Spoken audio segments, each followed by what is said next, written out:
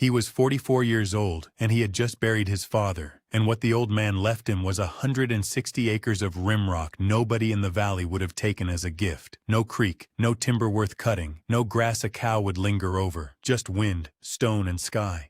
But folded inside his father's coat pocket were 3 hand-drawn maps, and the marks on those maps did not match the country everyone else believed they knew.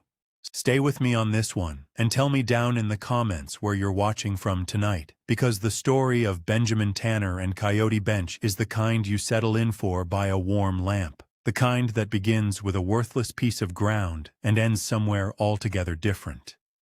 Benjamin Tanner was born in the spring of a hard year on a homestead his father had proved up out of pure stubbornness, in a stretch of high country the neighbors called Coyote Bench because nothing else could live there long enough to give it a better name. His mother, Ruth Tanner, was a small woman with a strong back and quiet hands, and she died of a fever when Benjamin was 9, leaving him and his father alone with 2 milk cows, a team of mules, and a sod-roofed cabin that leaked in 3 places when the snow melted. His father, Amos Tanner, was not a warm man, but he was a careful one, and after Ruth was gone he raised the boy the only way he knew, by taking him along on every ride, every fence run, every trip up into the rocks where the summer strays wandered off to die. Amos spoke little, he pointed at things. He waited for the boy to see them. By 12 Benjamin could shoe a mule without help, and by 15 he was breaking colts for $1 a head from ranches down along the valley floor. He grew tall and sinew-thin, with his mother's dark eyes and his father's slow way of turning a thing over in his mind before he answered. He learned to read weather off the underside of a cloud, to find water by the way the ground bent under a horse's hoof, and to keep his own counsel among men who would take advantage of anyone who spoke too freely. School he had for 4 winters in a plank building down at the crossroads, and he read well enough to work through the county papers and any book that fell into his hands, but the real teaching he took was from a man named Wilbur Hoke. Wilbur Hoke was 71 years old the summer Benjamin turned 14, and he lived alone in a 2-room cabin at the mouth of the North Canyon, having buried a wife and a son within the same year a long time before. He kept goats and bees in a garden that produced more than one old man could eat, and he took a liking to the Tanner boy for reasons neither of them ever explained. Every Saturday from spring thaw to first snow, Benjamin rode down to the canyon and helped Wilbur with whatever the day asked for, mending a fence, rendering tallow, splitting shakes, sharpening a plow, and in return Wilbur taught him the things a boy could not learn from a father who was still grieving: how to lay a dry stone wall so it would stand 100 years. How to douse for water with a forked willow, and how to trust the pull when it came. How to read old sign on the land, the rounded stones of a vanished creek bed, the darker green where a spring lay just under the surface, the smooth places on a boulder where wagon wheels had passed over and over in years no living man remembered. Wilbur had been a freight hauler in his younger days, and he knew the old routes the way a preacher knew his psalms, and he told Benjamin more than once that the country was never as empty as it looked, that men had crossed it and lived in it long before anyone thought to draw a fence. When Wilbur died in his sleep the winter Benjamin was 19, he left the boy a pocket compass in a brass case, its glass scratched, its needle still true. The compass had come across the plains in Wilbur's father's coat in 1849. And it had been carried on every haul Wilbur had ever made, and Benjamin took to carrying it in the inside pocket of his own coat and never rode without it. He carried it the day he married a valley girl named Sarah Meade at 23, and he carried it the day he buried her at 28 after a stillbirth that took them both, and he carried it in the long years after when he lived alone with his father on the bench and worked the little herd they built up between them. 90-odd head of tough red cattle that could live on brush and rock better than most stock could live on good grass. The neighbors down the valley did not think much of the Tanners. The Merricks held the Big Creek bottom to the south, and the Ottinger family had the Meadowlands to the west, and both of them had, over the years, quietly filed on every good section around the bench until the Tanner place sat like an island of poor ground surrounded by better country owned by better-off men. Amos Tanner had been offered money for his claim more than once, always at a price that insulted him, and he had refused every offer with the same 3-word answer, which was that the ground was not for sale. Benjamin, working alongside him, had come to understand that his father meant something particular by those words. something he was not yet ready to explain. There were nights when the old man sat at the plank table with a stub of pencil and a piece of butcher paper, sketching lines Benjamin could not read from across the room, and folding the papers carefully into the inside pocket of his coat. When Benjamin asked once what he was drawing, Amos had only said, "You'll know when you need to." He was 78 when he died, on a still morning in September with the aspens just beginning to turn, and Benjamin found him in his chair by the stove, with his coat already on, as though he had meant to step outside and had only paused to rest. The coat had 3 folded papers in the inside pocket and Wilbur Hoke's brass compass, which Amos had asked to borrow the week before and never given back, resting on top of them, and Benjamin took all 4 things out and set them on the table and sat down across from his father's body and did not move for a long time. Outside, the wind came off the Rimrock the way it always came, dry and steady, carrying the smell of juniper and old stone, and Benjamin Tanner understood, without yet knowing what he understood, that his life had just turned a corner he could not see around. He buried Amos Tanner 3 days later in the small square of fenced ground on the south slope where Ruth Tanner and the unnamed child of Sarah Meade already lay under flat creek stones set upright in the dirt. The parson from the crossroads rode out for the service, a lean man of 60 named Owen Prosser, who had known Amos for 30 years, and he read the short verses Amos had marked in his own Bible with a pencil line long ago. There were 7 mourners standing in the wind, counting Benjamin, and when the last shovelful of dirt was patted down, Benjamin thanked each of them by name and shook each hand and watched them ride back down the wagon track toward better country. He walked into the cabin afterward and hung his coat on the peg by the door and put a fresh stick in the stove and sat again at the plank table, where the 3 folded papers and the brass compass still lay where he had left them.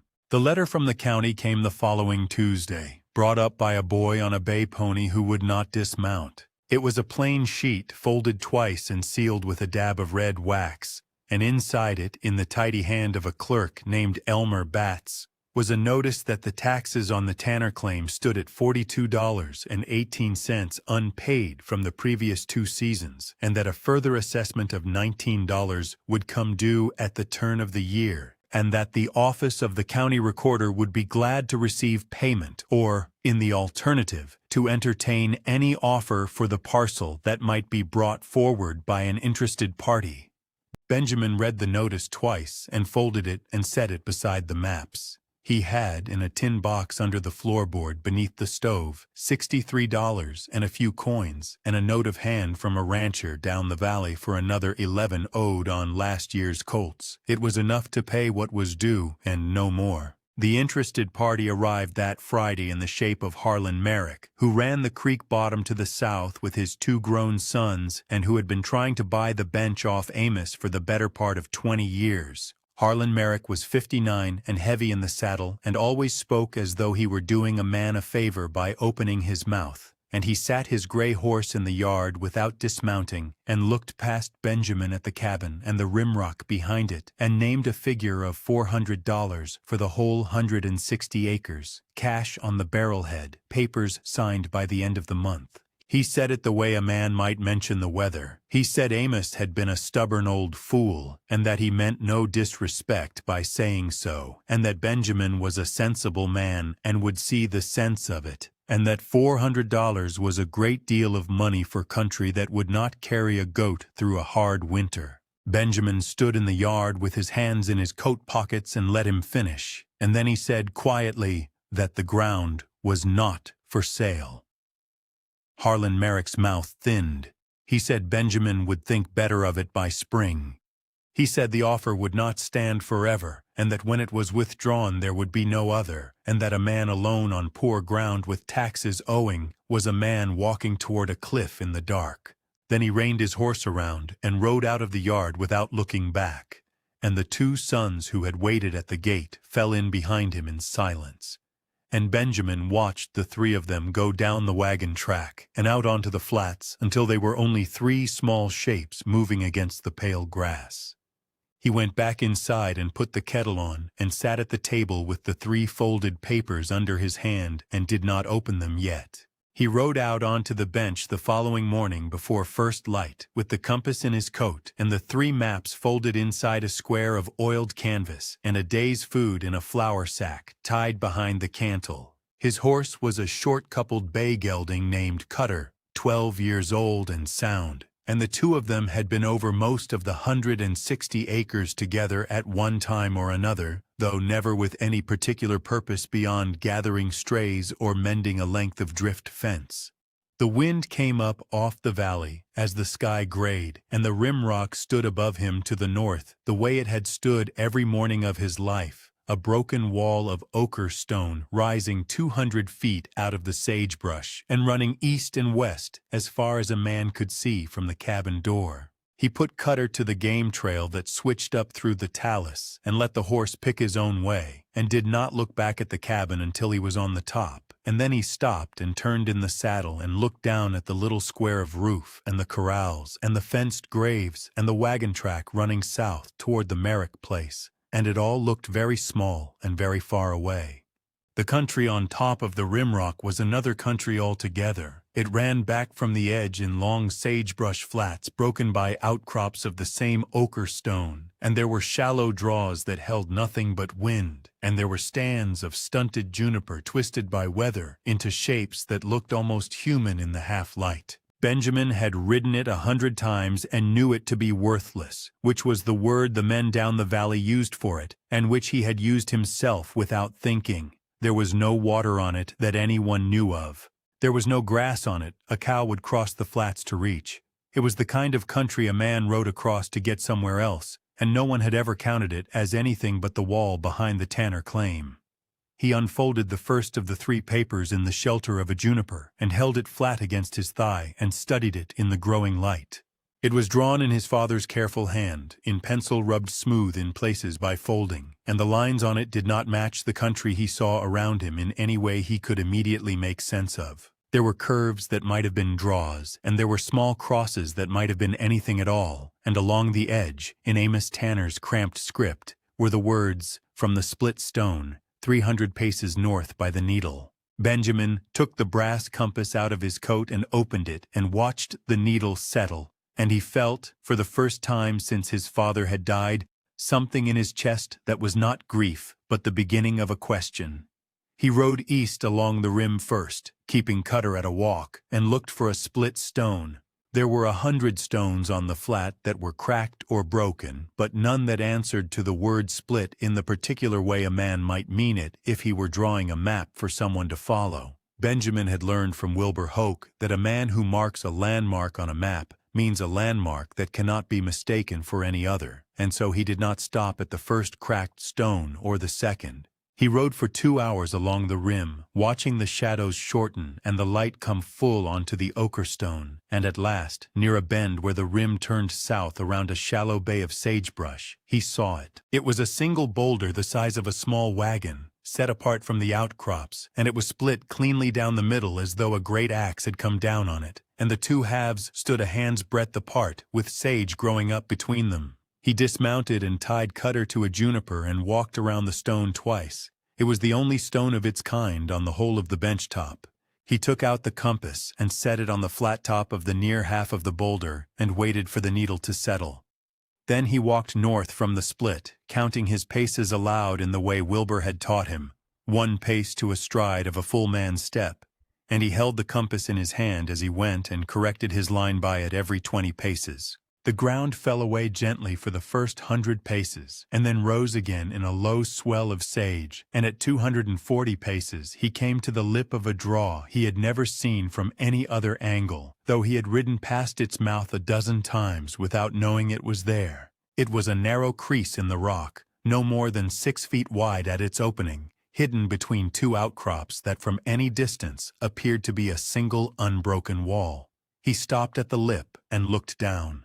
The draw ran back into the rock for what looked to be 100 yards or more, and it turned sharply after the first bend so that he could not see its end. At 300 paces by his count, he stood on a shelf of ochre stone above the draw and looked down into a cup of green. He did not believe it at first. He stood with the compass in his hand and looked again, And then he sat down on the stone because his knees had gone loose beneath him. Below him, sheltered on three sides by Rimrock and open only to the south where the draw came up, was a small flat of perhaps 10 acres, and the flat was green with grass that had never been grazed. In the middle of the flat, at the foot of the north wall, a dark stain in the rock and a fringe of willow told him there was water. He sat on the shelf a long time before he moved. The wind that had been at his back on the sagebrush flats did not reach him on the shelf. The air in the cup below was still and warm, in a way the air on the bench had never been in his life.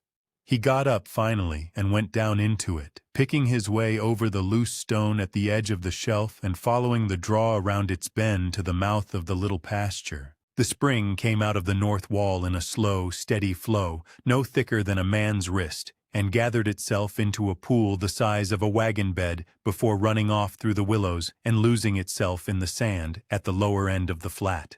Benjamin knelt at the pool and put his hand in the water, and it was cold in the way that only deep water is cold. He drank from his cupped palm. The taste was clean and faintly of stone. He stood and looked around him. The grass in the cup was mixed bunch and blue joint, uncut, uncropped, standing to his knee in places, and there was clover along the wet ground where the spring ran out. He walked the flat end to end and estimated it at 9 acres, perhaps 10 if a man counted the shoulders. It would carry 40 head through the worst of the summer, and it would hold water when every drawdown in the valley went dry, which they did most Augusts. He sat down on a stone by the pool and took the second of the 3 papers from inside his coat. The second paper was drawn in the same careful hand as the first, but it showed the little pasture itself, with the spring marked as a small circle at the north wall and the draw drawn as a thin line running down from the south. In the margin, in Amos Tanner's cramped script, were the words, "From the spring, west along the wall 400 paces, to the station." Benjamin did not know what station meant on the top of the bench, and he sat with the paper on his knee for a while and thought about it before he stood.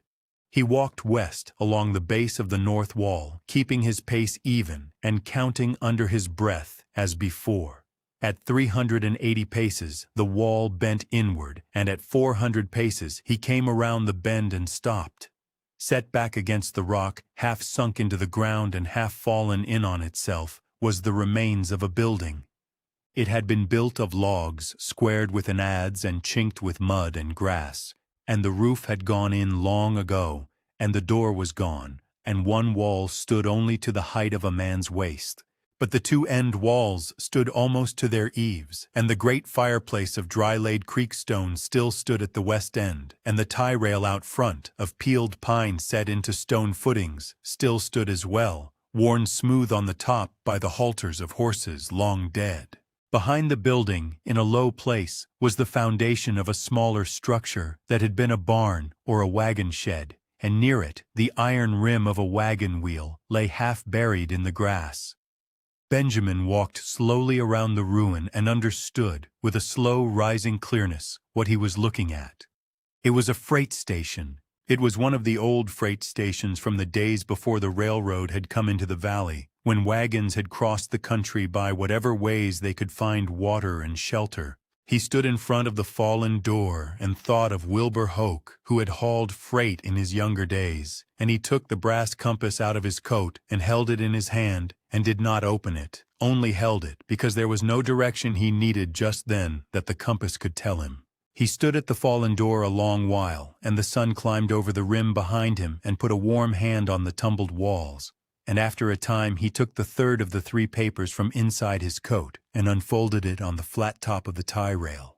The third map was smaller than the other 2 and drawn in a different hand, an older hand, more crabbed, done in a heavier lead, and Amos Tanner had only copied it out onto his own paper. It showed the station as it must once have stood whole, with the great fireplace at the west end, and there was a plain X marked at the base of the hearthstone on the inside face, and in the margin, in the older writing, the words for whoever finds this. Benjamin folded the paper and went in through where the door had been, and he pushed the fallen roof timbers aside with the toe of his boot until he had cleared a way to the hearth. 3 flat stones lay flush with the floor, each the size of a saddle blanket, and the middle one had been lifted and reset at some hour long ago, and grass had grown in the seam. He knelt and worked around it with his belt knife, got his fingers under, and lifted it out. Beneath was a shallow slate-lined hollow, and in the hollow was a small iron box no bigger than a Bible. He pried the rusted catch loose with the point of his knife and lifted the lid. Inside, wrapped in a piece of oiled sacking, were 42 gold coins, most of them $10 pieces, some of them 20s, and a folded paper tied with a piece of black ribbon. Benjamin sat on the cold hearth and untied the ribbon and read the letter slowly, aloud in a low voice, as Wilbur Hoke had taught him to read a thing that mattered. "My name is Henry Ault," it began.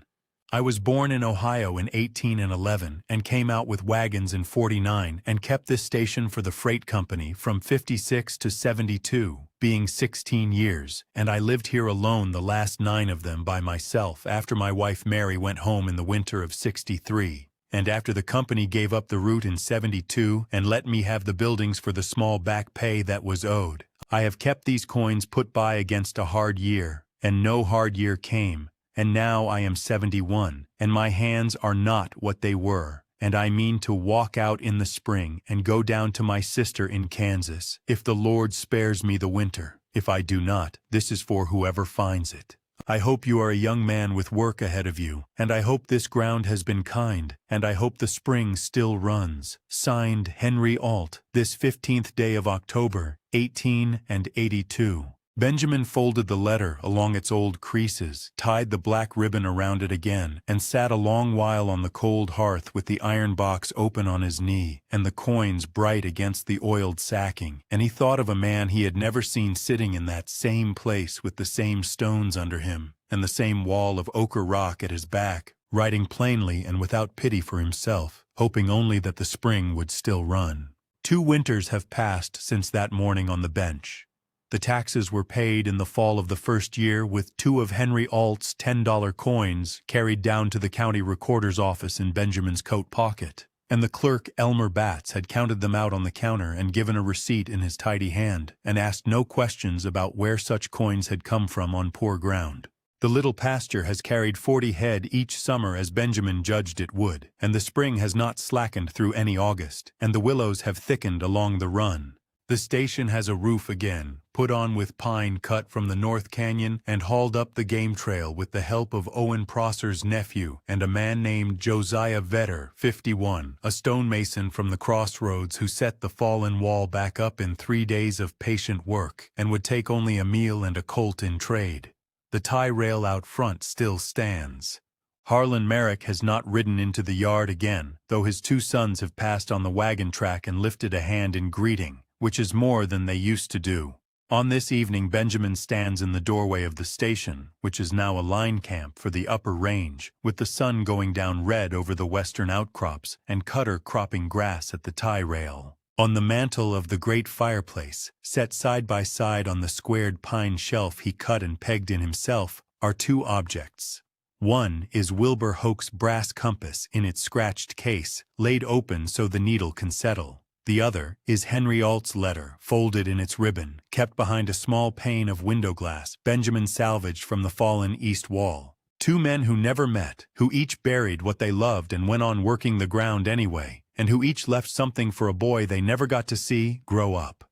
Benjamin Tanner was 44 years old and had been left a worthless stretch of rimrock that nobody in the valley would have taken as a gift. It was the best inheritance a man ever refused $400 for, and he has not been sorry a single day since. If this story sat with you the way stories sometimes do, take a moment before you go and let us know where you are watching from tonight. And if you are new to this bench of ours, settle in and follow along, because there are more like this coming. Stories of quiet men and quiet women, and the ground under them, and the things left behind by people who came before. And we would be glad to have you along for the telling. Share this one with someone who has been handed something the world called worthless. Someone who is standing in a doorway right now looking at a stretch of rimrock or a stack of papers or a house that leaks in 3 places and wondering whether the ground under their boots is worth the taxes owed on it. Sometimes it is. Sometimes the map is already in the coat pocket of a man who has gone on ahead, and the compass is already in yours, and the split stone is only 2 hours' ride along a rim you have crossed 100 times without looking. Sometimes the spring is still running behind a wall of ochre rock that everyone agreed was the back of the country, when it was the front all along. And here is the question we would leave with you tonight, to carry down the wagon track toward whatever cabin you are riding home to. Who in your life drew the map you have not yet unfolded? A father, a mother, a widowed neighbor with goats and bees, a stranger 70 years dead who signed a letter for whoever finds this sow. And what would it cost you to take it out of your coat pocket in the morning, saddle a horse, and follow the pencil line to the place it leads? Because the ground everyone else looked past is often the ground that holds us spread together, and the people who told you it was worthless were only telling you the limit of what they were willing to see. Ride careful out there. Keep the compass where you can reach it. Read the marked verses in the old Bible. Even if the pencil line was drawn a long time ago by a hand you can no longer hold. And when you find the split stone, count the paces honestly, and go down into the green cup, and kneel at the pool, and drink. There is a hearth waiting at 400 paces west along the wall, and a letter under the middle stone, and a man you never met hoping you are young and have work ahead of you. We will be here again soon with another. Until then, thank you for sitting with us at this table, and thank you for listening the way Wilbur Hoke taught Benjamin Tanner to listen, which is slowly and all the way to the end.